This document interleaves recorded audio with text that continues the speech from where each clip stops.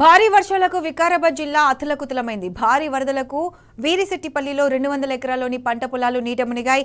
ఎడతెరిపి లేకుండా దంచికొట్టిన వానకు పత్తి, కంది, వరి పంటలు నేలకు ఒరిగాయి. భారీగా పంట నష్టం కావడంతో రైతులు దిక్కుతోచని స్థితిలో తలలు పట్టుకుంటున్నారు.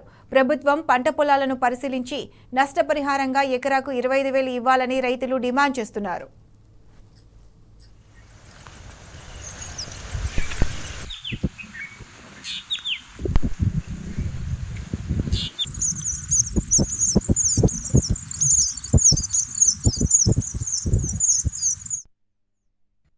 మొత్తం ఊరంతా వాగులనే ఈదులాడ్డట్లు ఉంటుంది. ఇక ఒక చిన్నగా గింత జీవగడ్డ లేక మిగిలింది ఊరు.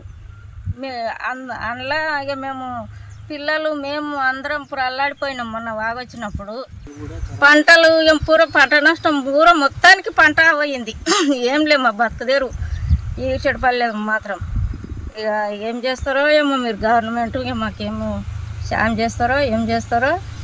ఇక మా బతుకు చాలా పరిస్థితులు ఘోరంగా ఉన్నాయి సార్. 3 ఎకరాల పత్తి జలమాయమైంది. మాది నీళ్ళ పూర ఇళ్ళకి నీళ్ళు వస్తున్నాయి. బాగల మొత్తం పిల్లలు జల్లలు అంతే ఫలితాన్ని పడుతున్నాయి. పోయింది, కంది పోయింది, పత్తి పోయింది.